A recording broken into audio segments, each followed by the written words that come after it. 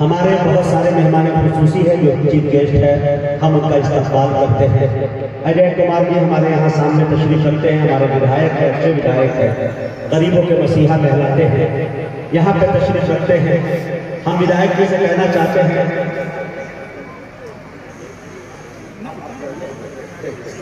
اتنے ہمت اور نہ جانے کیا کیا کر کے اتنا مجمع جٹایا ہے۔ مولانا کہہ رہے کھانے لائے کر پھر یہ سب چھوڑ کے چلے جائیں گے، آپ رہنے دیجیے، جن کو کھانا وہ کھا لیں گے انشاءاللہ۔ تو ودھایک جی یقین جانیے کہ نعت پاک ہمارے آقا نامدار مدینے کے تاجدار آمنہ کے درہ یتیم لال جناب محمد رسول اللہ صلی اللہ علیہ وسلم کی شان میں شعر پڑھے، آپ بہت اچھے سے سلیقے سے سن رہے ہیں۔ ہمارے بڑے بتائیں گے انشاءاللہ، ہمارے اس مقامی کو سننے کے لیے پوری دنیا بیتاب ہوا کرتی ہے، ہم خود سننے کے لیے آئے ہیں۔ عرصہ دراز کے بعد یہ موقع فراہم ہوا ہے، نہیں چاہتا کہ وقت میں بہت زیادہ لوں، لیکن میرے دوستوں میں ودھایک جی صاحب سے کہنا چاہتا ہوں کہ محمد صلی اللہ علیہ وسلم رحمت للمسلمین بن کے نہیں آئے، رحمت للعالمین بن کے، پوری دنیا کے لیے رحمت بن کے آئے۔ مجھے یاد آتا ہے کہ کنور مہندر سنگھ سہر بیدی نے کہا کہ عشق ہو جائے کسی سے کوئی چارہ تو نہیں، صرف مسلم کا محمد پہ اجارت ہوتا۔ رویندر جین نے کہا کہ تم اپنے دل میں مدینے کی آرزو رکھنا، پھر ان کا کام ہے جذبے کی آرزو رکھنا۔ کالکا پرساد کو یوں گویا ہوئے کہ جو شخص سے ہو گھر بدر درہم و دینار، لے کے زمین یہ تاب و فلک مان کے انبار، دریا زمین موتی بنے پارس بنے کوہسار، ایک سب جو کھڑے ہو میرے سید ابرار، پھر کالکا پرساد سے پوچھے کوئی کیا لے، نالین محمد وہی سر سنتا۔ منچندہ بھائی نے کہا کہ تو اندھیرے میں کہاں چھپ رہا ہے سورج، دیکھو گنبد خضرا میں چھپا ہے سورج، ایک سورج کے اشارے پہ چلی ہے دنیا، میرے آقا کے اشاروں پہ چلا ہے سورج۔ یہ ہندوستان ہے، ہندوستان کی خوبصورتی یہی ہے کہ ہمارا دھارمک پروگرام ہو، مذہبی پروگرام ہو تو ہمارے برادران وطن کی بڑھ کر حوصلہ افزائی ہماری کرتے ہیں۔ آئیے میرے دوستوں، وقت کی قلت دامگیر ہے، حضرت تشریف لائے ہیں، نعت پاک کے صرف ایک قطعہ پڑھ کے حضرت کو آپ کے حوالے کرنا چاہتا ہوں، آپ سب کو اللہ کے حوالے کرنا چاہتا ہوں۔ آپ حضرات سننے کے لیے تیار ہیں؟ ماشاءاللہ۔ دیکھیں حضرات کہ کوئی اونچائی ہو پستی کی طرح لگتی ہے، کوئی اونچائی ہو پستی کی طرح لگتی ہے، چیز تو سونے کی مٹی کی طرح لگتی ہے۔ کوئی اونچائی ہو پستی کی طرح لگتی ہے، چیز تو سونے کی مٹی کی طرح لگتی ہے۔ ہو گیا عشق محمد میں دیوانہ جب سے ساری دنیا مجھے رتی کی طرح لگتی ہے۔ ہو گیا عشق محمد میں دیوانہ جب سے ساری دنیا مجھے رتی کی طرح لگتی ہے۔ بہت ڈرتے ڈرتے حضرت کی عدالت تک پہنچ رہا ہوں، بس صرف اتنا کہنا چاہتا ہوں کہ تعارف کے تمام جملے جہاں جا کر چھوٹے پڑ جاتے ہیں، تب اس شخصیت کا نام بڑے ادب اور احترام کے ساتھ لیا جاتا ہے۔ میں بڑے ادب کے ساتھ جناب حضرت مولانا ابو طالب رحمانی صاحب دامت برکاتہ العالیہ سے گزارش کر رہا ہوں کہ حضرت تشریف لائے اور اپنی ایمانی عرفانی حقانی تقریر سے خابدہ قوم کو بیدار کرے۔ اس شعر کے ساتھ حضرت کا استقبال ہے۔ یہ الگ بات کے چپ چاپ کھڑے رہتے ہیں، پھر بھی جو لوگ بڑے ہیں وہ بڑے رہتے ہیں۔ ایسے اسلاف سے ملتا ہے ہمارا شجرہ جن کے جیتوں میں کئی تاج کھڑے رہتے ہیں۔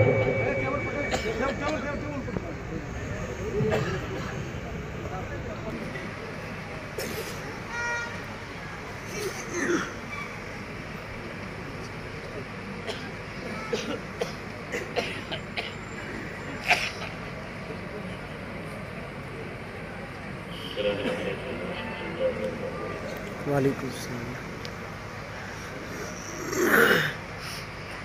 بسم اللہ الرحمن الرحیم، الحمد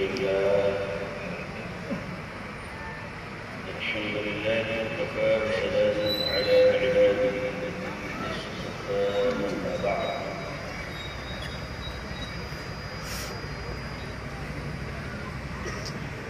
الحمد للہ رب العالمین، والصلاة على رسوله محمد وعلى آله وأصحابه أجمعين۔ رب اشرح لي صدري ويسر لي أمري واحلل عقدة من لساني يفقهوا قولي رب يسر ولا تعسر وتمم بالخير ربي زدني علما ربي زدني علما اللهم ربي زدني علما وألهمني بالصالحين.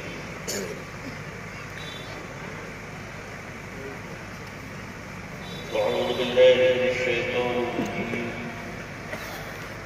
بسم الله الرحمن الرحيم. لقد كان لكم في رسول الله أسوة حسنة. صدق الله العظيم وصدق رسوله النبي الأمي الكريم. اللهم صل على سيدنا محمد وعترته بعدد كل معلوم له. اللهم صل على سيدنا محمد عبدك ورسولك وعلى المؤمنين والمؤمنات والمسلمين والمسلمات. حضرات علماء کرام، بزرگان محترم، نوجوانان اسلام، عزیزان گرامی،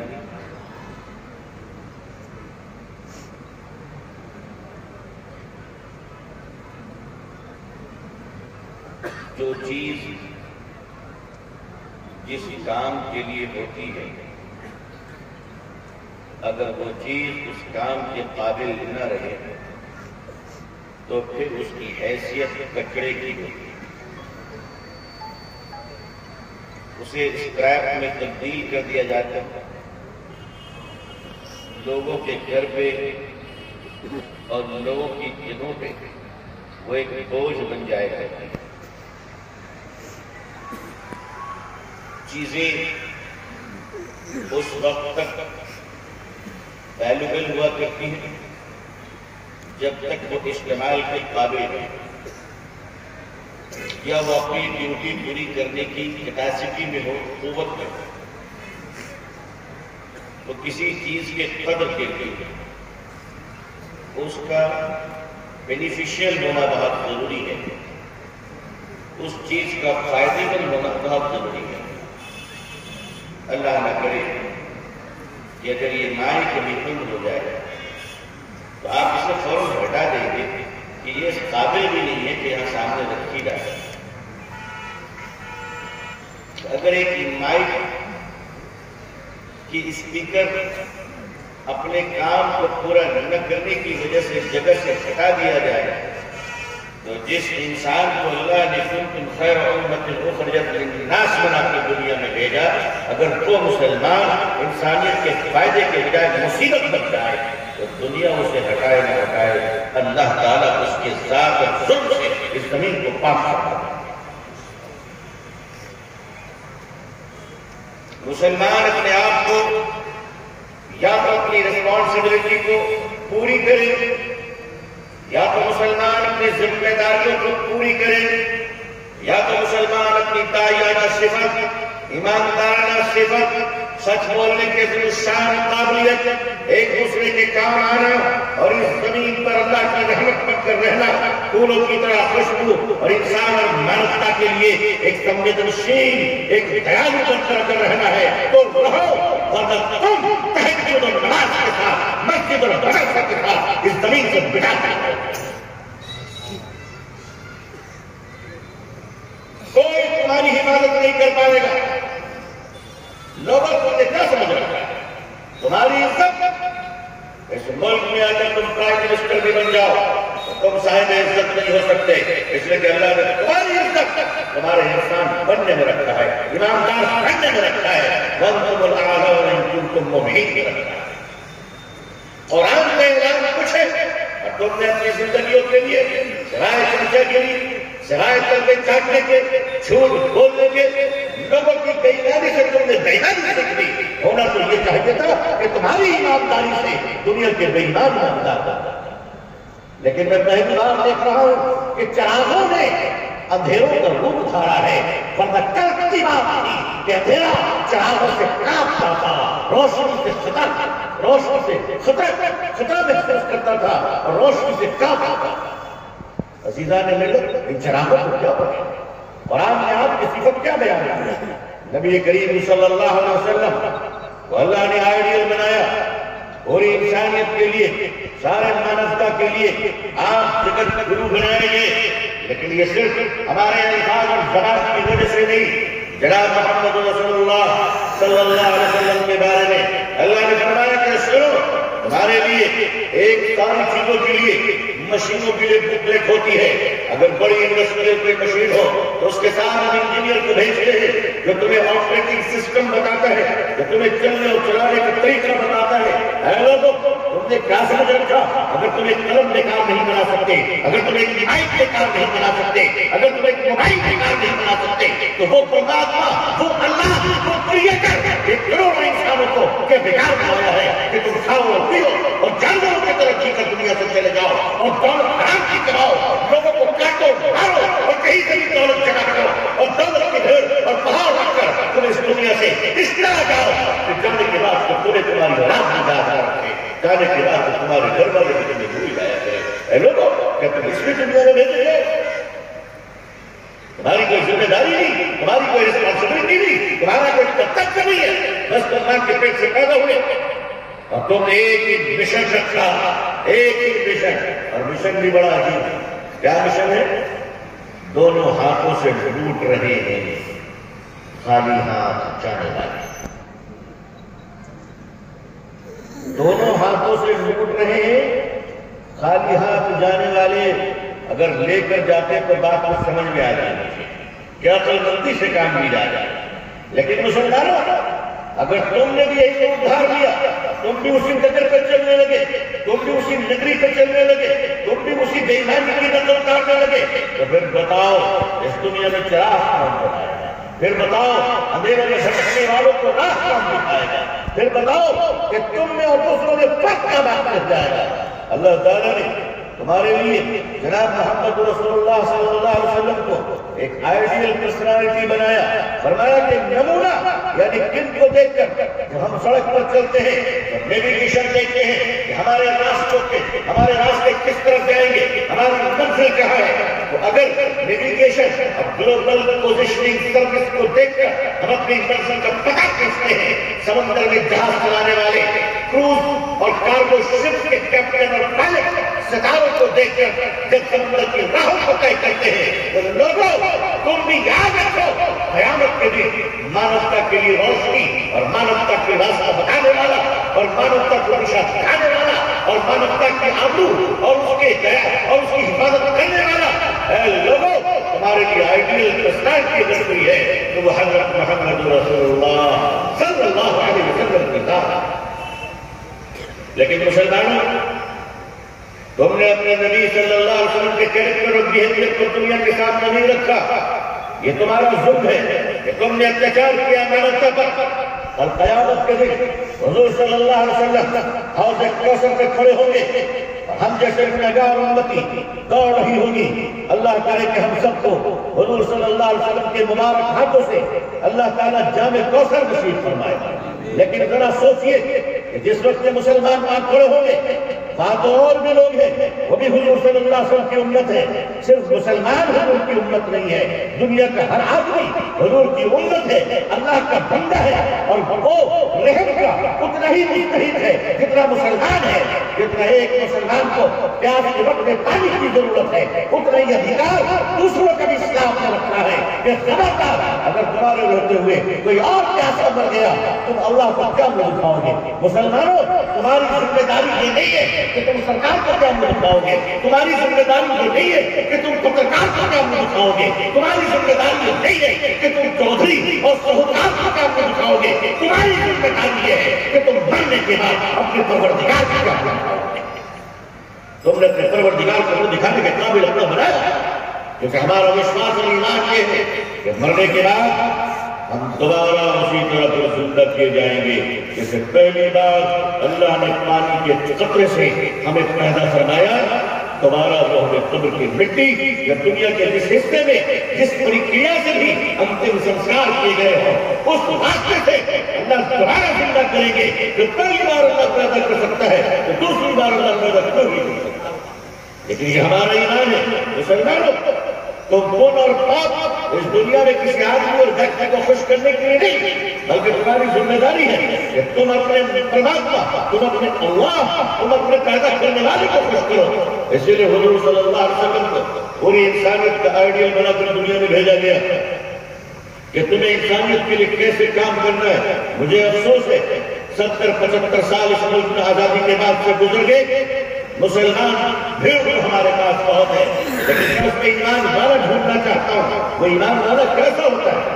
حضور صلی اللہ علیہ وسلم سے پوچھا گیا، ذرا سنو مسلمانوں، عشق مصطفیٰ کے نعرے لگانے والوں صلی اللہ علیہ وسلم، سنیے غور سے۔ پیارے آقا صلی اللہ علیہ وسلم سے پوچھا گیا کیا مسلمان جھوٹ بول سکتا ہے؟ آپ نے نہیں سنا میں کیا کہہ رہا ہوں، دوبارہ سنیے۔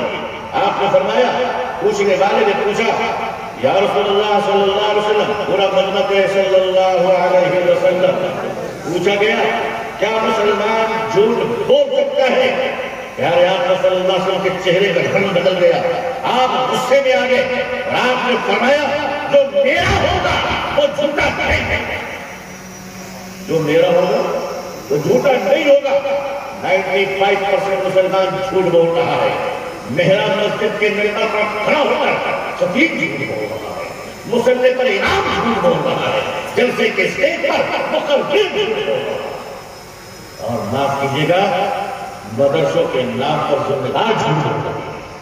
جب بول رہے ہیں تو سب کی بول رہے ہیں، سارا قصور یہ عوام کا ہی ہے۔ ہم لوگ کیا جبریل علیہ السلام کے بھتیجے 20 بچے رکھ کر بولتے 200 بچے ہیں، شرم نہیں آتا؟ اللہ سے ڈرتے کیوں؟ راضی اللہ کی چودھری ہے، کہاں چلے گئے؟ مدرسوں میں جھوٹ، دین کی جگہ پر جھوٹ، اتنا جھوٹ بول کر کہاں جاؤ گے بھائی؟ کہاں جاؤ گے؟ کیا کر رہے ہو؟ یہ کس راستے پر چل رہے ہو؟ تمہیں کس نے کہا 500 بچے کا مدرسہ بنانے کے لیے؟ اگر تم عزت کے ساتھ 5 بچوں کو پڑھا سکتے ہو تو آؤ ان 5 بچوں کو اللہ کا ولی بنا کر دکھا دو۔ تمہیں کسی نے نہیں کہا ہے کہ تم گلی گلی بھیک مانگو، اس چودھری کے بنگلے پر، اس چودھری کے بنگلے پر، اس کے بنگلے پر، اس کے بنگلے پر۔ دین کے کام کرنے والے بیکاری نہیں بلکہ اللہ کے در کے صداقت کرتے ہیں۔ ہم اپنے نظام کو بدلیں، ہم اپنے سسٹم کو درست کریں، ہم اپنے ذہنیت کو درست کریں۔ لوگوں جب تم دنیا داروں کی نقل کرو گے تو تمہارے اندر دنیا کا روب آئے گا، تمہارے اندر خوف آئے گا۔ اگر تم اللہ کی ذات کو خوش کرو گے تو اس ملک میں تم بہادروں کی طرف جیو گے انشاءاللہ۔ اور بہادر انسان وہ نہیں ہے جو دوسروں کو ڈرا دے، بہادر انسان یہ ہے کہ گرے ہوئے کو ہاتھوں سے اٹھا دے۔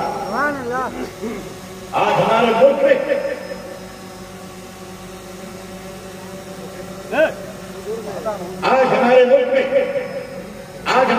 میں جو نظام چل رہا ہے یہ درد دل آج لوگوں کے اندر آپ دیکھ رہے ہیں کہ ہم لوگ کتنے نیچے کی طرف گرتے چلے جا رہے ہیں، اتنا نیچے کی طرف گرتے چلے گئے کہ ابھی 2-3 ہفتے قبل بمشکل 2 ہفتے یا 3 ہفتے ہوئے ہوں گے، دہلی کے قریب گڑگاؤں میں اسکول کی گاڑی سے ایک 13 سال کی بچی نیچے سڑک میں گر جاتا ہے، زخمی ہو جاتی ہے۔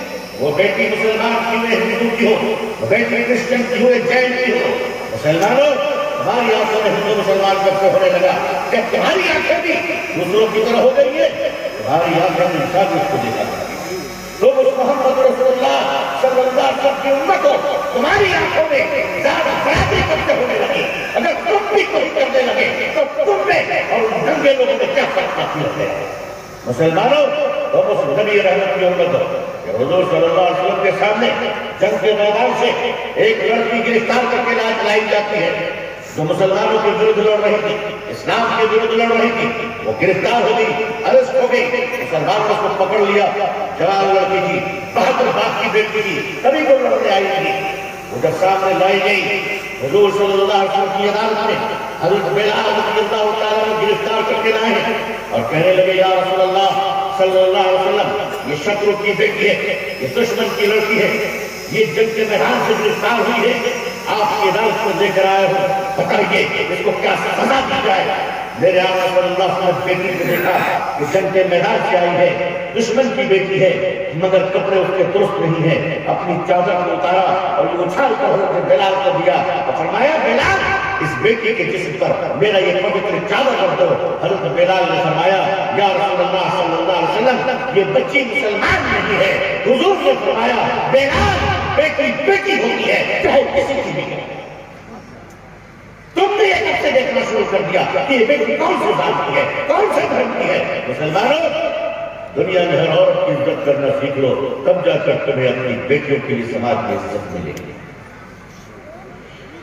گیو اینڈ ٹیک کا جو سلسلہ ہے وہ اسلام نے جو دیا ہے، میری قوم کے لوگوں اگر تمہاری کیوں آنکھیں ہو گئی اور تم نے اگر الگ جا کر پراپر میں دیکھنا شروع کر دیا تو یاد رکھو اللہ کی رحمت تم پر نہیں آئے گی۔ تم اس لیے دنیا میں نہیں آئے ہو کہ تم کماؤ کھاؤ اور دنیا سے مر کر چلے جاؤ، نہیں، آپ اس لیے آئے ہیں کہ سارے جگت کو سورگ کی طرف لے جانا ہے، جنت کی طرف لے جانا ہے، ایمانداری کی طرف لے جانا ہے، محبت اور بھائی چارگی کی طرف لے جانا ہے۔ آج اتنی ہتیائیں کیوں ہو رہی ہیں، اتنے اپرادھ کیوں ہو رہے ہیں، اتنے مرڈر کیوں ہو رہے ہیں؟ اس لیے کہ مقصد یہی ہے کہ میں جیوں گا دوسروں کو جینے نہیں دوں گا۔ ساری دولت ہمارے پاس ہے، حالانکہ جو دوسروں کو جینے نہیں دینا چاہتے ہیں مرنا تو ان کو بھی ہے، جینے کا تو ان کا بھی سوال ہی نہیں ہوتا۔ ایک بچی جب گر جاتی ہے اسکول کے بس سے تو وہ زخمی ہوتی ہے، اس کا خون بہ رہا ہے، وہ بچی کہہ رہی انکل مجھے اسپتال پہنچاؤ، مگر سب پڑھے لکھے لوگ موجود تھے، جنٹل مین لوگ موجود تھے، اسکالر موجود تھے، اتنے ہائی ٹیک لوگ تھے، اتنے ہاسپٹل نہیں لے جا رہے تھے، سب اپنا modern iPhone Android phone smartphone نکال کر اس دم توڑتی ہوئی بچی کی ویڈیو بنا رہے ہیں۔ ہم کتنے نیچے گرے، ہمارے ذرا گرنے کو تو دیکھیے کہ ہم کہاں پہنچے۔ مسلمانوں کہ ایسے موقع پر تمہاری ضرورت نہیں ہے تم بھی شہرت کے پیچھے جاؤ گے کہ 4 کمبل بانٹو گے اور 40 فوٹو کھینچاؤ گے، تم بھی اسی میں پہنچ گئے کہ 4 کمبل بانٹ کر 40 فوٹو کھینچاؤ گے، ایک برتن کسی کو کھانا نہیں کھلاؤ گے کہ پورے ہندوستان کو دکھاؤ گے کہ میں نے کھانا کھلایا ہے۔ مسلمانوں یہ کام کم از کم تمہارا کرنا ہے، یہ کام تمہارا نہیں ہے۔ تم تو وہ رات کے اندھیروں میں مانوتا کی مدد کر کر آ جاؤ اور صبح میں لینے والوں کو بھی پتہ نہ چلے کہ رات میں وہ دیالو کون تھا جو چٹکتے ہوئے جسم پر کمبل چھوڑ گیا تھا، وہ جو گھر کے دروازے پہ کھانا نہ کر گیا تھا۔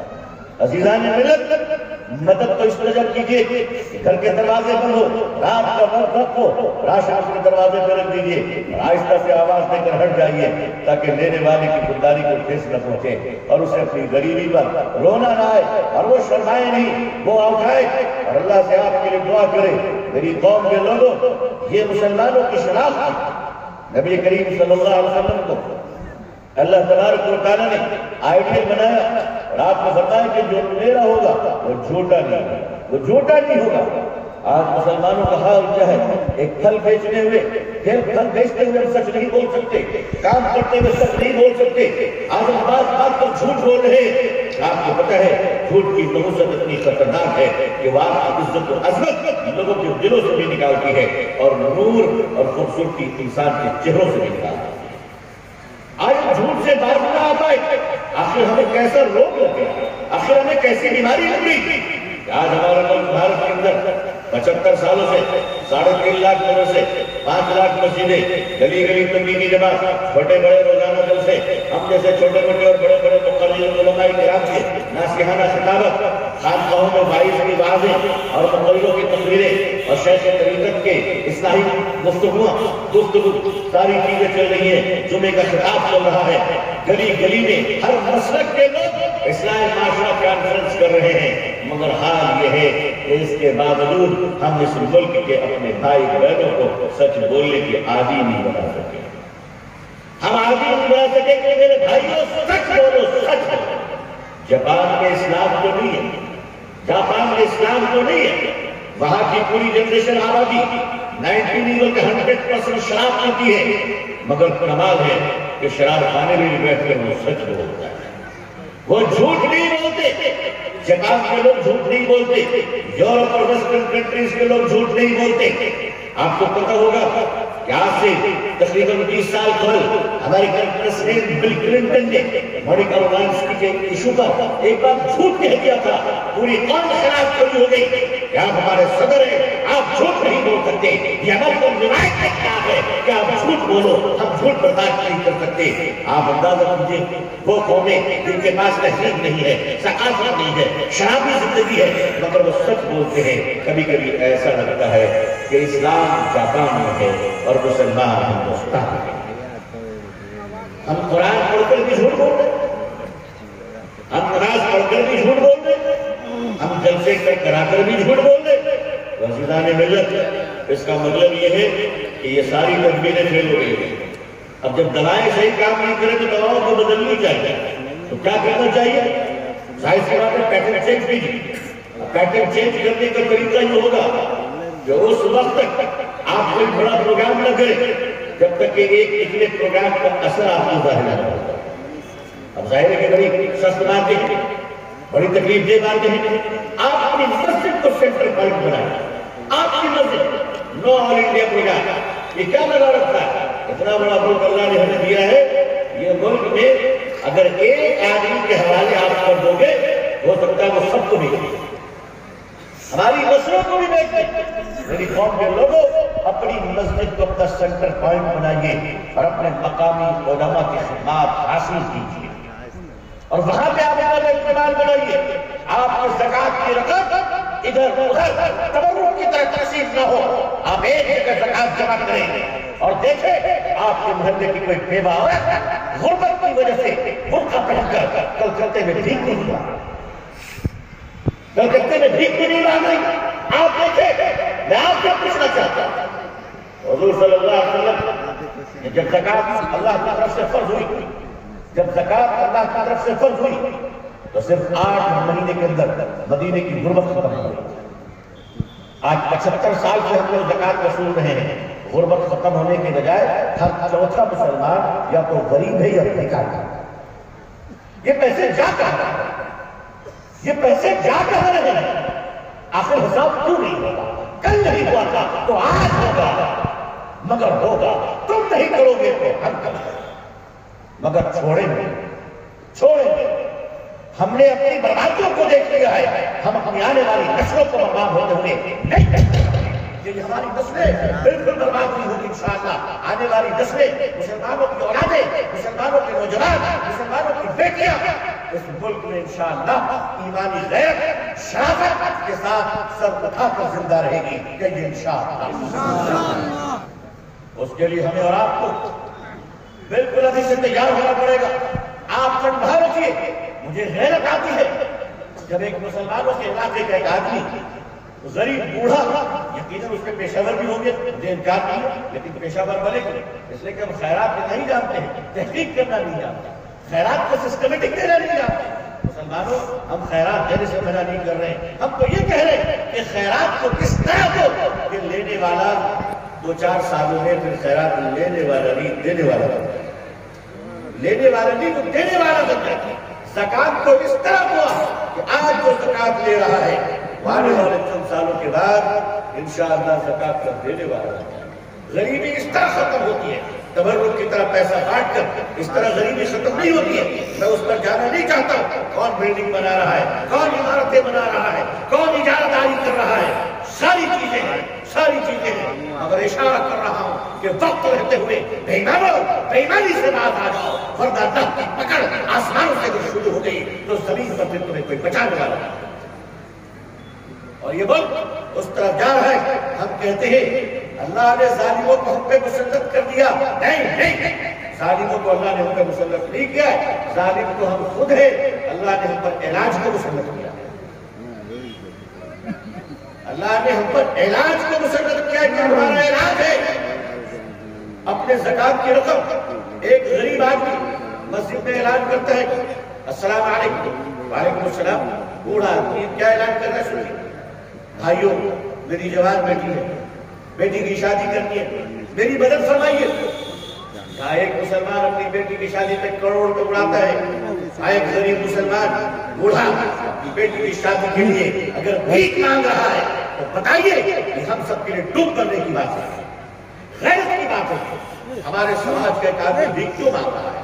آپ کی مسجد محلے کی مسجد یہ انفارمیشن رکھے، یہ معلومات رکھے کہ ہمارے غریب کو اگر وہ کما نہیں سکتا تو آپ مسجد کے پیسے سے اس کو وظیفے دیں، آپ مسجد کا چندہ الگ رکھیے اور اپنا بخش الگ رکھیے، خیرات زکات کے بخش الگ رکھیے، مسجد کے پیسے سے آپ مسجد کا خرچ چلائیے، لیکن زکات کے پیسے، فطرہ کا پیسہ، صدقات کے پیسے جمع ہو اس سے محلے کے اندر وظیفے جائیں۔ اگر کوئی بزرگ آدمی ہے 70-80 سال کا، کوئی اولاد کمانے والا نہیں تو آپ اس کو وظیفہ دیجیے، اگر کوئی بیوہ عورت ہے آپ اس کو پینشن دیجیے، اگر کوئی طلاق اور مطالبے کا شدہ ہے عورت تو آپ اس کی مدد کیجیے، اگر کوئی چھوٹے بچے ہمارے اپنے باپ کے نہ ہونے کی وجہ سے یا بیوی کی وجہ سے اگر غربت کا شکار ہو گیا اور غریب ہو گیا اور وہ اسکول کا ڈراپ آؤٹ ہو گیا تو آپ اس یتیم کی خبر رکھو کہ ہماری قوم کا بچہ پنچر کی دکان میں اور ٹائر کی دکان میں کام کیوں کر رہا ہے، آپ اس بچے کو اٹھائیے کہ بیٹا میرے محلے کا ہے،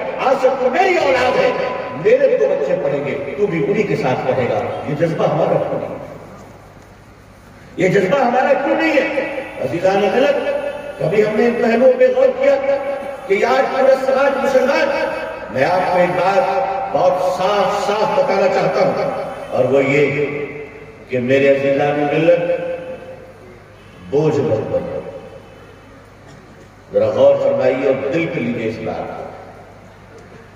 میرے بزرگوں، میرے عزیزوں، میرے نوجوانوں، میری بہنوں، بوجھ مت بنو، بوجھ اتار دیے جاتے ہیں، بوجھ ہمیشہ نیچے اتار دیا جاتا ہے۔ اگر کسی ماں باپ کی اکلوتی اولاد ہے تو باپ اکلوتے بیٹے کو بھی گود میں لے کے رہتا ہے، 1-8 گھنٹے کے بعد وہ ہاتھ درد ہونے لگے اور بوجھ معلوم ہو تو باپ بھی اپنی اولاد کو نیچے رکھ دیتا ہے۔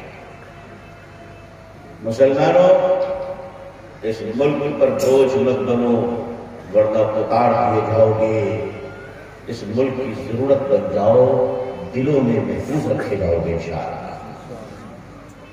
اس ملک کی ضرورت بن جائے، آپ کو اللہ محفوظ رکھے گا، اللہ آپ کو معمول رکھے گا، اللہ آپ کو عزت عطا فرمائے گا۔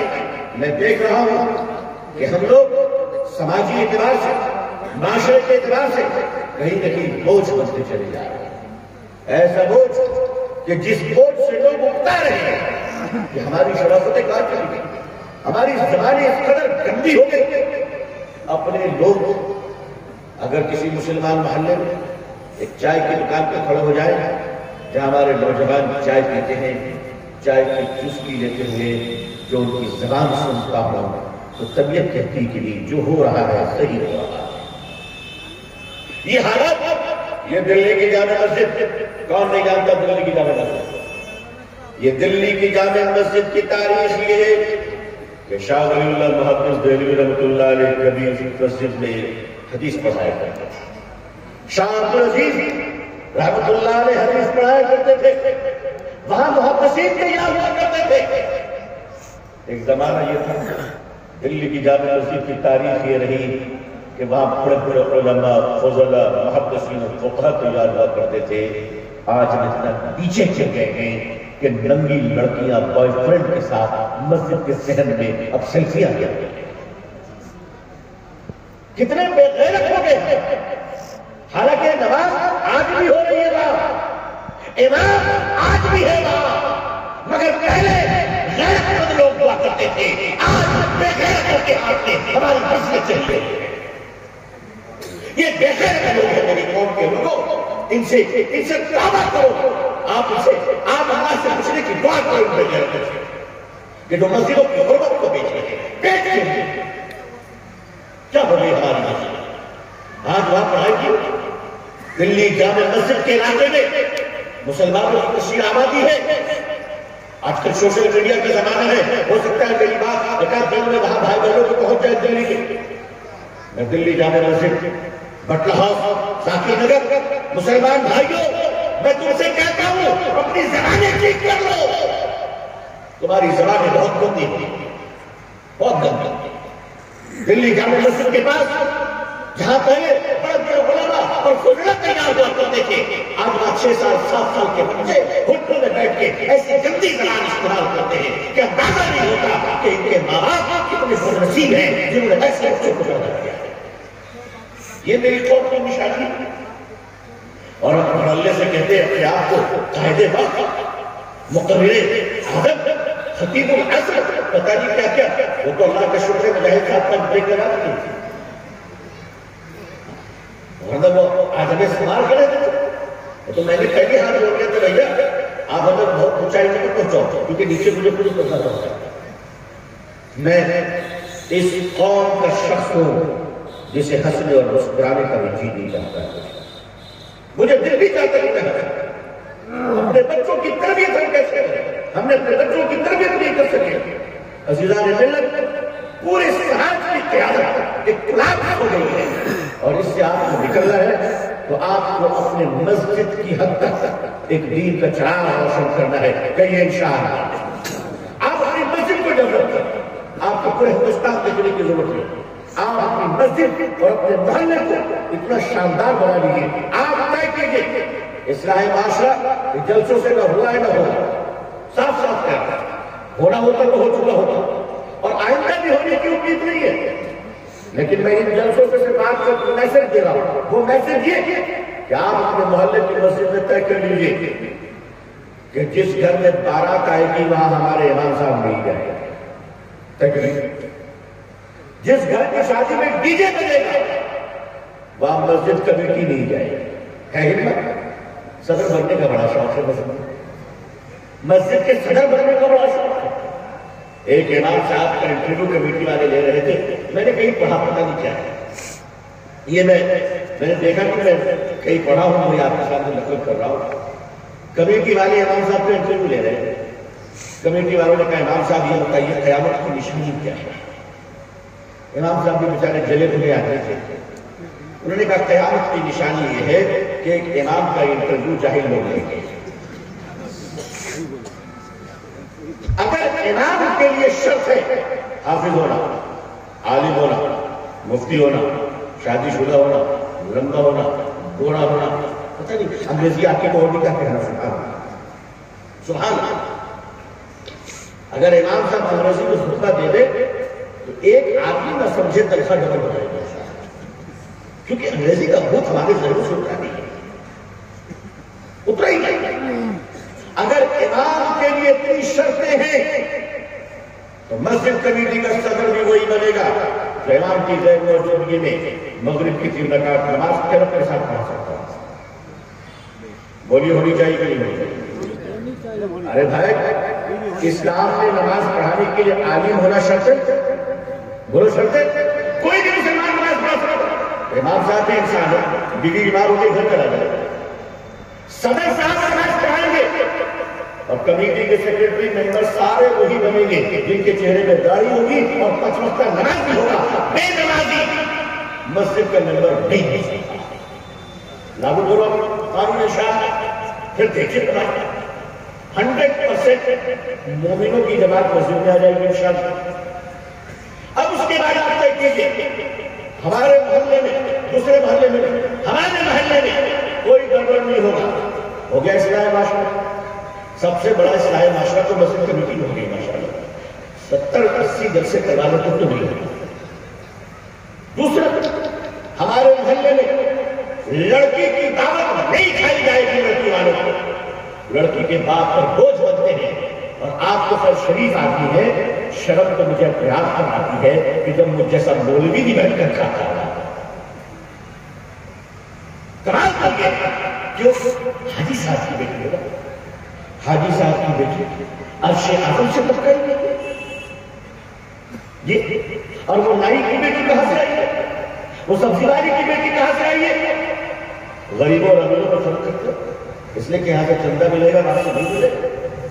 یہاں سے دھندا چلے گا وہاں سے دھندا نہیں چلے گا. آپ سخت بنیے، اپنے اصول و ضابطے بنائیے. اور مسجد کے امام صاحب بھی جب پابند ہو جائیں گے اللہ کو عزت کرتا ہے. آج کی اللہ نے کوئی عزت کی کہ لوگ آپ سے پوچھ کے کام کرتے ہیں. آپ اس کو بڑھائیں. آپ اپنی مسجد کے محلے کو 100% پاک صاف کرنے کی فکر کریں انشاءاللہ. مدینہ منورہ میں زکوٰۃ کے مال کہاں رکھے جاتے ہیں؟ مسجد میں نہیں. صلی اللہ علیہ وسلم مسجد نبوی میں مال زکوٰۃ رکھی جاتی تھی. ہمارے محلے کی زکوٰۃ بھی مسجد کمیٹی میں رہے گی. اور اگر کمیٹی کا کوئی آدمی گڑبڑ کرے گا تو آل انڈیا لیول پر گڑبڑ کرنے والے کو پکڑنا مشکل ہے, محلہ لیول پر گڑبڑ کرنے والے کو پکڑنا آسان ہے. تو بڑی چوری سے بچنے کے لیے اگر چھوٹے لیول پر ہم چلیں گے تو ہمارے محلے کے اندر ایک سسٹم تیار ہوگا. اور سسٹم یہ کہ آپ کی مسجد 40 گھر سامنے, 40 گھر پیچھے, 40 دائیں, 40 بائیں, 160 گھر کا یہ مسجد پارلیمنٹ ہوگا. یہ مسجد کثیر ہوگا. محلے کے اندر جتنے خوشحال ہیں وہ یہاں سب کا خیرات جمع کریں, اور جتنے غریب ہیں ان کی کفالت مسجد کرے گی انشاءاللہ. کم از کم آپ کے محلے سے بھکاری اور غربت ختم کریں گے. کچھ پاسبل ہے کہ نہیں پریکٹیکل ہے؟ کچھ پریکٹیکلی پاسبل ہے. کچھ نوجوان ہمت کریں انشاءاللہ اور مقامی علماء کی خدمات لیجیے. آپ ان کو اگنور نہ کیجیے, آپ ان کو نظر انداز نہ کیجیے. وہ آپ کی دینی رہنمائی کریں گے انشاءاللہ. اور اس طرح جب آپ کے اندر اسٹرینتھ آئے گا, آپ کے اندر مضبوطی آئے گی, آگے آپ کو کرنا ہے کہ new education policy government of India نے انٹروڈیوس کرا رکھا ہے اور وہ لاگو ہونے والی ہے. ہو سکتا ہے کہ 2023 سے 24 سے ہمارے سلیبس میں, ہمارے اسکولوں میں, ہمارے کالجوں میں نیو ایجوکیشن پالیسی امپلیمنٹ ہو جائے. اور یاد رکھیے گا گورنمنٹ آف انڈیا چاہتی ہے کہ ہمارے دیش کی ایجوکیشن اسٹینڈرڈ فن لینڈ کی طرح, سنگاپور کی طرح بہت اچھا ہے, ہم اس کام میں ساتھ دیں گے. لیکن جب یہ لاگو ہو جائے گی اس وقت آپ دوڑنے کے قابل ہیں, اس کی تیاری آپ سے کریں. خصوصاً اہل مدارس فکر کریں کیونکہ لازم ہوگا اسکول کا پڑھانا, آپ اگنور نہیں کر سکتے. اس وقت آپ کیسے مقابلہ کیجیے گا؟ اس وقت 20 لاکھ سے زائد مسلم بچیاں نعوذ باللہ مرتد کر چکی ہیں. ہمیں سمجھ میں نہیں آتا کہ ہمارے علماء رات کو سو کیسے جاتے ہیں. ہم راتوں میں اٹھ کر روتے کیوں نہیں ہیں؟ ہم ڈرتے کیوں نہیں اللہ کے سامنے؟ 20 لاکھ مسلم بچیاں آج نعوذ باللہ مرتد ہو چکی ہے. یہ وہ ریشیو ہے جو رجسٹرار کی آفس سے پورے ملک سے جمع کی گئی ہے, ورنہ اس سے کہیں زیادہ ہے جو ہم بتانے کی پوزیشن میں نہیں ہے. کیوں یہ بچیاں جا رہی ہیں؟ یہ بچیاں اس لیے جا رہی ہیں کہ ہمارے پاس بیٹیوں کو پڑھانے کے لیے ایجوکیشن کا کوئی سسٹم نہیں ہے, بلکہ بعض لوگوں نے 20 سال 25 سال 30 سال پہلے بیٹیوں کو پڑھانے کو حرام تک کہا. وہ فتوے موجود ہیں آج بھی, حرام قرار دیا تھا. یہ الگ بات ہے کہ آج وہ بھی اپنی بیٹیوں کو پڑھانا چاہتے ہیں. بیٹیوں کی تعلیم ہمارے پاس کوئی انتظام نہیں, کوئی سسٹم نہیں. ہمیں غیروں کے انسٹیٹیوشن میں بھیجنا پڑ رہا ہے, غیروں کے اسکول میں بھیجنا پڑ رہا ہے, جہاں بچیاں برقع چھوڑیے اب تو سر پہ دوپٹے بھی رکھنا مشکل ہو گیا. وہ بچیاں جب وہاں پڑھ رہی ہیں تو وہاں سے وہ وہاں اور آگے بڑھتی چلی جا رہی ہے, اور پڑھتے پڑھتے نعوذ باللہ وہ کفر اور شرک کے دروازے سے چلی جا رہی ہے. ہمیں درد تک نہیں ہو رہا ہے کہ ایک تہجد گزار باپ کی بیٹی آج کفر کے آنگن میں چلی گئی ہے. اے اللہ اس کے آنے والی اولادوں کا کیا ہوگا؟ یہ درد ہمیں نہیں ہوتا. اگر یہ درد ہمارے اندر نہیں ہے تو ہمیں سوچنا چاہیے کہ ہم کہیں سخت دل اور بد نصیب ہوتے ہوئے کبھی چلے جا رہے ہیں. وہ بیٹی کہیں بھی ہو, فکر ہمارے اندر کیوں نہیں ہے؟ میں آپ کو چیز اور بتاؤں, ہماری بے حسی کی وجہ سے, اور سنیے ٹھیک سے, اور یہ بات کوئی ذمہ داری کے ساتھ کر رہا ہے, جب کوئی ہم لوگوں سے سوال پوچھتا ہے تو یا تو ہم اس کی تیاری نہیں کرتے, جواب دینے کی پوزیشن نہیں ہوتی. ایک نوجوان جو اسکالر بن کر آتے ہیں اس کے دماغ کا کوشچن ہے, بالکل صحیح ہے, اس کا پوچھنا جائز ہے, ہم اس کا جواب نہیں دیتے, اس سے جائز ہے, ایریٹیٹ ہو جاتا ہے, تم گناہ ہو گئے, تم کافر ہو گئے, تم مشرک ہو گئے. اس طرح کے حالات اور حرکتوں کی وجہ سے اس وقت 1,20,000 مسلم نوجوانوں نے اپنے آپ کو ایکس مسلم کے طور پر اس ملک میں رجسٹر کرا رکھا ہے. ایکس مسلم کا مطلب ہے सुने, शायद अकाबिर उलमा के दिल में ये बात लगे तो वो अल्लाह से रोए, अल्लाह से मांगे कि अल्लाह क्या हो रहा है। एक मुस्लिम का मतलब है कि हम मुसलमान नहीं है। और उन बच्चों के बारे में सबका करें कुछ की जब मैंने इंक्वायरी की तो पता चला कि बहुत दीनदार घराने के लोग, तालीम को रोका नहीं जा सकता, डॉक्टर बनना इंजीनियर बनने को रोका नहीं जा सकता। और अब क्यों रोके? हम कौन होते रोकने वाले? और हमारे बोलने से कोई क्यों रुकेगा? हमने इस्लाम की तालीमात आम फहम और अपने आप को अपडेट नहीं किया। हमें हालात से अपने आप को अपडेट करना है कि हमें आने वाली नस्लों को इस्लाम कयामत तक के लिए आए हैं और कयामत तक के उलझे हुए सवालों का जवाब देना ये इस्लामी माहिरीन की कल में जिम्मेदारी थी और आज भी जिम्मेदारी है। अगर ये महारत हमारे इदारों से पैदा नहीं किए जा रहे हैं, अगर ये माहिरीन हमारे तालीमी इदारों से तैयार नहीं किए जा रहे हैं तो तशवीश की बात है और इस पर तवज्जो देनी चाहिए। तब वो माहिरीन भी आप तैयार करें जो इन हालात का मुकाबला करते हुए अपने नौजवानों को सेटिस्फाइड करें। अजीज़ान मिल्लत, नबी करीम सल्लल्लाहु अलैहि वसल्लम के पैगाम में एक अहम पैगाम, शरीयत, दीन, इस्लामी अहकाम, ये सारे नबूवत के बाद, सारे नबूवत के बाद। हुजूर सल्लल्लाहु अलैहि वसल्लम को जब नबूवत मिली वो 40 साल की उम्र में मिली और नबूवत ज़माने नबूवत बहुत थोड़ा अर्सा, 23 साल।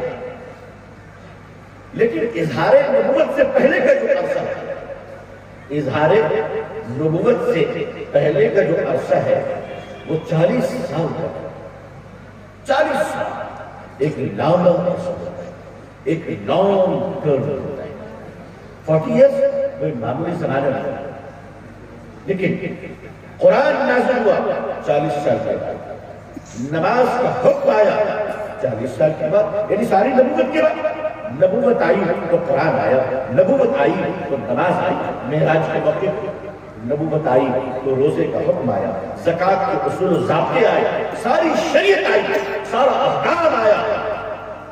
मेरे बुजुर्गों, अज़ीज़ान मिल्लत, जरा ठंडे दिल से हम इस बात पर जरा एक बार गौर कर लें कि जब सारा इस्लाम नबूवत के बाद 40 साल की उम्र के बाद आया तो हुजूर सल्लल्लाहु अलैहि वसल्लम 40 साल पहले मक्के में क्या कर रहे थे?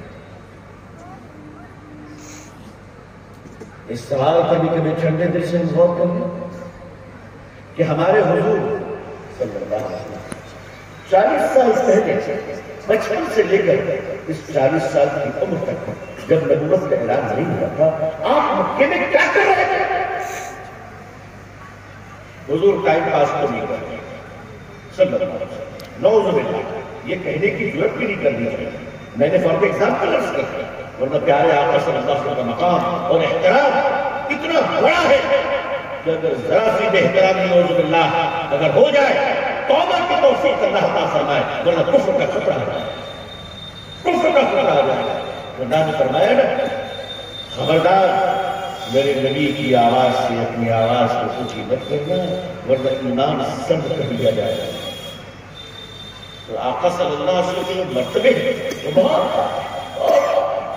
इसीलिए जब जब प्यारे नबी सल्लल्लाहु अलैहि वसल्लम का नाम आए, आप सब सल्लल्लाहु अलैहि वसल्लम 1000 बार आए तो 1000 बार कहें, दिक्कत क्या है? सल्लल्लाहु अलैहि वसल्लम पढ़ने में दिक्कत है, तकलीफ है। खूब दुरूद पढ़ते हैं, उसकी बरकतें जाहिर होंगी इंशाअल्लाह ताला दुनिया में भी और आखिरत में। मेरे आका सल्लल्लाहु अलैहि वसल्लम इस 40 साल से पहले आप मक्के में दुनिया को अपना कैरेक्टर बता रहे थे। इस्लाम बताने के लिए 23 साल, पर्सनल कैरेक्टर बताने के लिए 40 ईयर्स। आप इमेजिन करें जरा, पूरा इस्लाम 23 साल में बयान हो गया, पूरा इस्लाम, कामिल इस्लाम, अल्लाह ने दिन को कंप्लीट कर दिया। मगर अल्लाह ने अपने महबूब की जात को बताने में 40 साल, 40 साल। मक्के वालों, मेरे मोहम्मद का बचपन देखिए, कई सल्लल्लाहु अलैहि वसल्लम, जरा बचपन कर تمہارے مکے میں اور بھی بچے ہوں گے لاڈلے، لیکن میرے محبوب کا بچپن کو دیکھ لو، عبد المطلب نہیں جانتے کہ یہ کون ہے، کیا ہونے والے کسی کو پتہ نہیں تھا۔ ایک اشرف قادری کو اندازہ ہو گیا، حضور پاک صلی اللہ علیہ وسلم 7-8 سال کی عمر تھی، چچا ابو طالب کے ساتھ لگ گئے۔ واقعہ بڑا لمبا ہے لیکن میں سمیٹ کر جاؤں گا، اس لیے کہ میں کوشش کرتا ہوں کہ وقت کی پابندی ہو۔ آپ لوگوں نے گھڑی ملا لیا ہوگا کہ میں نے 9:30 کہا تو بالکل 9:30 بجے بیٹھ گیا تھا، 1 منٹ کی نہ، اور انشاءاللہ 1 گھنٹہ بالکل 10:30 بجے تک ختم ہو جائے۔ یہ جب میں تاریخ دیتا ہوں تو اسی وقت اپڈیٹ کر دیتا ہوں، اندھیرے میں نہیں لگتا، صاف صاف بتا دوں۔ کہا صاحب لوگ آئیں گے، میرے قیامت تک آتے رہیں گے، میں تو انتظار بیٹھا رہوں گا۔ نبی پاک صلی اللہ علیہ وسلم چچا ابو طالب کے ہمراہ ہو گئے تو حضور صلی اللہ علیہ وسلم کو جس سواری میں جگہ ملی وہ اونٹ ابو جہل کا تھا۔ ابو جہل پیچھے بیٹھا، حضور آگے بیٹھے، صلی اللہ علیہ وسلم چلے۔ ایک مقام آیا جہاں پادری کے نیچے کیا دعوت ودی، اس نے پہچان لیا، صاحب نظر پڑھا لکھا تھا، اس کے پاس تورات کی انجیل جو بھی ہو اس کا مطالعہ اس نے کیا، حضور کے چہرے کو دیکھا صلی اللہ علیہ وسلم، اور چہرے کو دیکھ کر اس نے کہا آپ ذرا اپنے کرتے مبارک کو اٹھائیے، میں آپ کا پیٹ دیکھنا چاہتا ہوں۔ آپ صلی اللہ علیہ وسلم کے پشت مبارک پہ ختم نبوت کی مہر لگی، اللہ، اس نے اسے بوسہ لے لیا، بڑی عزت کی اس نے، بڑی عزت کی، اور یہی عزت ابو جہل کو کھل گئی۔ بھائی چائے پانی کسی سے بھی مانگ لیا کرو، عزت سب سے مت مانگا کرو، ہر ایک کی اوقات نہیں ہوتی کرو، عزت کرنا یہ ہر ایک کی اوقات نہیں ہے۔ چائے پانی تو کوئی بھی دے سکتا ہے۔ مسلمانوں حسد سے بچو، حسد اللہ سے جنگ کرنے والا ہے، حاسد اللہ سے جنگ کرتے ہیں۔ آپ کو کوئی دولت نہیں، وہ دولت اس نے دیا تھا اللہ نے، اگر میں حسد کرتا ہوں لوگ بیٹا تو یہ حسد میں نے اللہ کے فیصلے سے کیا، استغفر اللہ۔ اس لیے حسد سے توبہ کیجیے، کریں گے انشاءاللہ۔ اپنے دل کو پاک صاف رکھیں اور کیا کہیے، اس کو مولا نے دیا ہے، مجھے کون دے گا، مجھے کون دے گا، اللہ دے گا۔ ہارون رشید کے دربار میں فقیر آیا، فقیر آئے تو دربار میں رکا، فقیر نے کہا کہ ہارون رشید سے ملنا ہے، دربار میں کہیں بیٹھ جاؤ، دیکھ لے نہیں بادشاہ مسجد کے اندر ہے، بادشاہ بیٹھ گئے، پھر دیکھا کہ بادشاہ دعا مانگ رہے بڑی لمبی، تو فقیر نے کہا، سائل نے کہا، فقیر مناسب نہیں ہے، سائل نے کہا، ضرورت مند نے کہا کہ اے دربار نماز تو ہم کو بھی کہتے ہیں، یہ بادشاہ کی لمبی کیا کر رہا ہے؟ دربار نے کہا بادشاہ مانگ رہا ہے، کیا کر رہا ہے؟ مانگ رہا ہے، کہا کس سے؟ کہا اللہ سے۔ اس سائل نے کہا کہ ہم ہی بے وقوف ہے جو اس سے مانگتے ہیں، ہم بھی اپنے مولا کو کیوں ڈرا سکتے ہیں؟ بھائی تدبیر ضرور اختیار کرو مگر پہلے اللہ سے مانگنا سیکھو، ہے نا؟ میں بھی اللہ سے مانگ رہا ہوں، پتہ ہے کیا مانگ رہا ہوں؟ میں کہہ رہا ہوں اللہ امبانی کو کس نے دیا؟ کس نے دیا؟ اللہ۔ اڈانی کو کس نے دیا؟ میں نے کہا جب اڈانی امبانی کو دیا تو تیسرا رحمانی کو نہیں دیا؟ میں اصولت کو میرا ہی نمبر لکھ رہا ہوں، آپ دعا کیجئے، ہو سکتا ہے انشاءاللہ کہ میں اپنے ہیلی کاپٹر سے آؤں آپ کی مجھ سے، لیکن آمین کو بولو، آمین۔ آپ کا دل اتنا بڑا نہیں، آپ مولویوں کو خوشحال نہیں دیکھنا چاہتے، آپ مولویوں کو اچھے کپڑے میں نہیں دیکھنا چاہتے، آپ چاہتے کہ مولوی بھی کام کر، آپ چاہتے کہ مولوی آپ کے ابا کے انتقال کے بعد ہی نہیں لوں گی پہلے، ایسا مت کرو، ایسا مت۔ ایک علاقے میں بیچارے کے امام صاحب پہنچے، حضرت حافظ صاحب جگہ نہیں تھی، وہیں رہ گئے۔ ایک آدمی کا انتقال ہوا، لوگوں نے کہا 40 دن فراہم کر دو، تو ٹھیک ہے بھائی ہمارا تو میرے کھانے پینے کا انتظام ہو گیا۔ 30 दिन جب ہو گئے تو یہ ڈرنے لگا کہ 40 دن کے بعد میں کہا جانا ہے. اب 30ویں دن دوسرے صاحب کا انتقال ہو گیا, یہ وہاں دکھ ہو گئے. ہر 35 دن کے بعد ایک آدمی کا جب انتقال ہونے لگا, محلے والوں نے کہا اس کے کھانے پینے کا انتظام کرو ورنہ پورا محلہ رخصت ہو جائے گا.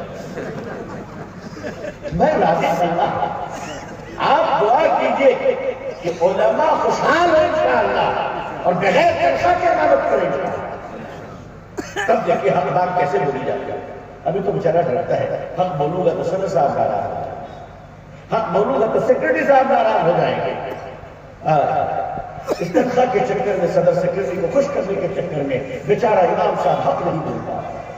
اے اللہ تو ہمارے اماموں کو ایسی اختیارت عطا فرما کہ اپنی مسجد بھی بنائے, مفت میں امامت بھی کرے اور منبر پر کھڑا ہو کر حرام خوروں کو حرام خور کہہ سکے, سود خوروں کو سود خور کہہ سکے. یہ جرأت پیدا کرنا, اور یہ جرأت علماء کے اندر آئے گی انشاءاللہ, ضرور آئے گی. اللہ اتنی قداریوں کو ضرور برقرار رکھے گا انشاءاللہ. تو ہم یہ دعا غلط تو نہیں کریں کہ اللہ مجھے دیجیے, تو اللہ سے مانگنا چاہیے. اللہ سے مانگنا سیکھ لیجیے کہ اے اللہ ہمیں خوشحالی عطا فرما. اور اس کا راز بتا دے رہا ہوں, رات میں تہجد کی عادت ڈال لو بھائی. اٹھو, یہ رات بھر موبائل دیکھ کر چیٹنگ کر کر سوتے ہو, اور صبح 10 بجے اٹھ کے دکان جاتے ہو, اور پھر اگربتی پھونکنے والے, راکھ بیچنے والے, لیمو کاٹنے والے عاملوں سے کہتے ہو میری دکان میں کچھ شیطان کا چکر ہے, کچھ تعویذ دے دیجئے. بابو کوئی شیطان نہیں, تم خود بہت بڑے شیطان ہو, تم خود مہا شیطان ہو. اگر یہ اگربتی کے راکھ بیچنے والے سے ہماری طبیعت ٹھیک ہو جاتی تو یہ صبح بڑے میاں اپنی بیوی کا مار کھا کے گھر سے باہر نکلتے. ہم نہیں جانتے ان کے گھر کی پوزیشن کیا ہے. بیچارے کو ناشتہ نہیں ملا تو مریض کے گھر میں ناشتہ کرتا. بھائی اپنے روزی روٹی کو ٹھیک کرو, حلال روزی کماؤ. اللہ نے حلال میں برکتیں دی, حلال ہو جائے.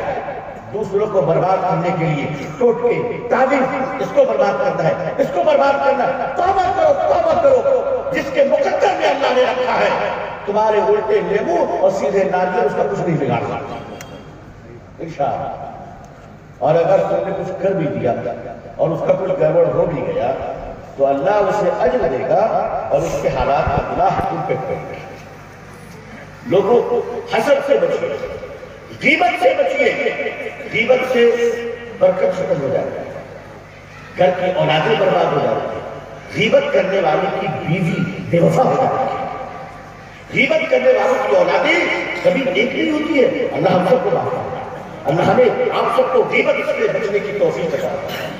اور غیبت سے بچنے کا طریقہ یہ ہے کہ بولنا نہیں, سننا بھی نہیں. کہیں انشاءاللہ آپ سے نہیں سنیں گے, انشاءاللہ آج سے سنیں گے. مسجد میں گئے, مسجد میں بیٹھے ہوئے, نماز میں 2 منٹ باقی. اب دیکھیے شیطان ہر آدمی سے اس کے لائن کا گناہ کرواتا ہے. شیطان شرابی سے شراب پلوا کر گناہ کرواتا ہے, نمازی کو تو شراب پلا نہیں سکتا, چغلی کروا کے گناہ کرواتا ہے.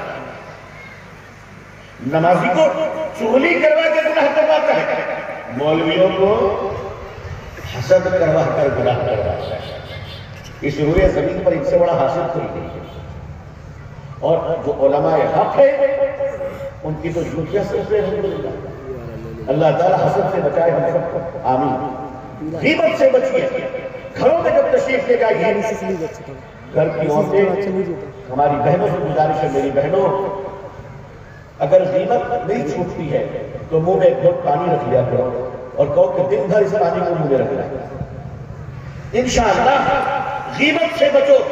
تمہاری غیبت کی وجہ سے تمہارے شوہر کاروبار میں پریشان ہو رہے ہیں, بلکہ غیبت کی نحوست کی وجہ کر یہ شوہر لوگ بھی کسی دوسرے کے چکر میں پہنچ رہے ہیں.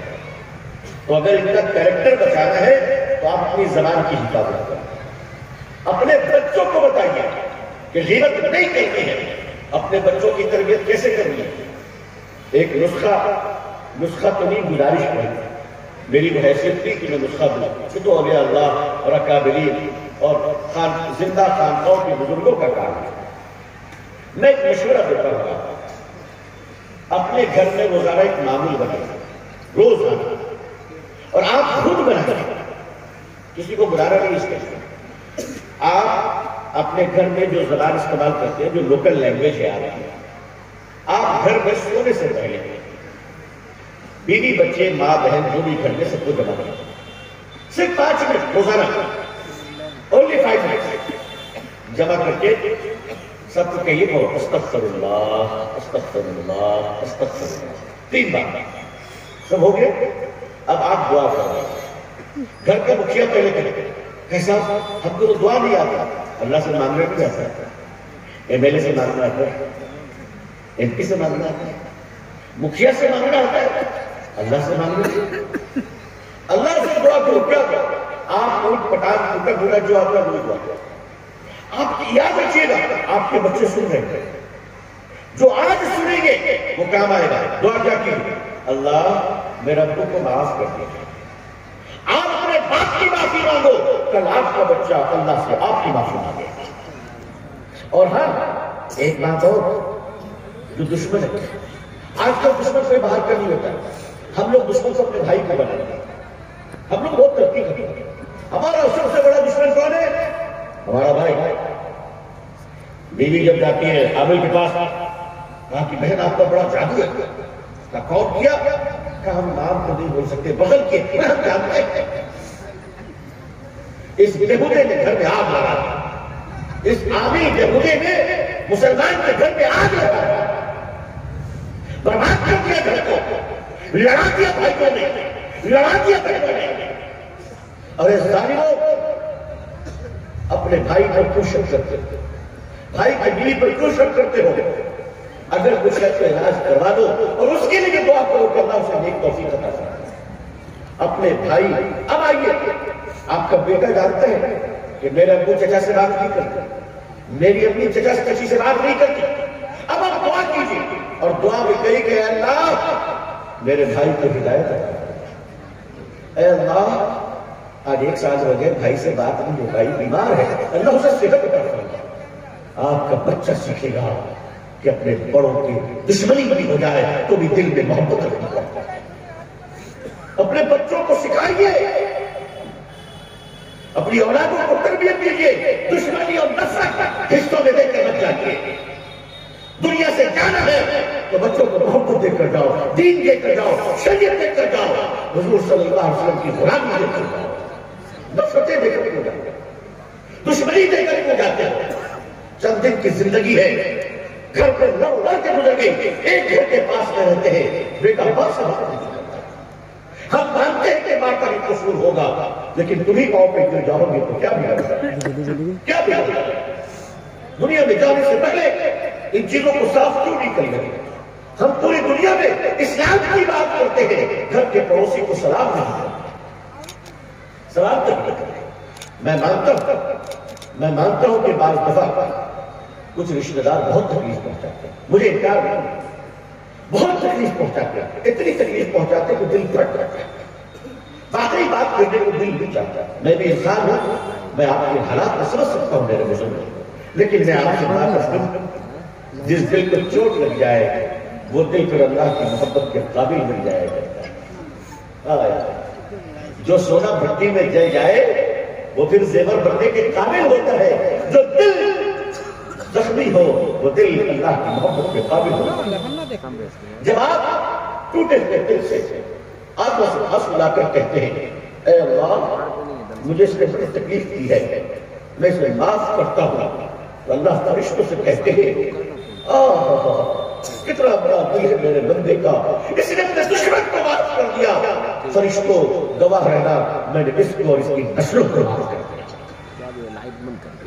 اللہ کریم، اللہ رحیم، معاف کرنا سیکھیے، اور اگر کوئی دشمنی ہو گئی او محلے کی مسجد کے لوگوں، او مسجد کی کمیٹی کے لوگوں، او مسجد کے امام صاحب، او علاقے کے علماء، آپ کو اگر خبر مل جائے کہ کل 2 بھائیوں میں لڑائی ہو گئی ہے، آج مغرب ہونے سے پہلے ان 2 بھائیوں کو خدا کے لیے ملا کر خدا کے لیے ملا کر آج مسجد کی کمیٹی کو جب بات معلوم ہوتی ہے نمازیوں کو معلوم ہوتی کہ وہ لڑ رہا ہے تو کہتے نہیں اس کے یہاں سے نکل کر اس کے یہاں جائیے گا، دونوں میں جھگڑا چل رہا ہے، کیا ہو گیا آپ کو؟ آپ کے رہتے ہوئے دونوں میں نفرتیں، خدا کیا جواب دو گے؟ جا کے دونوں کو ملا دیجیے۔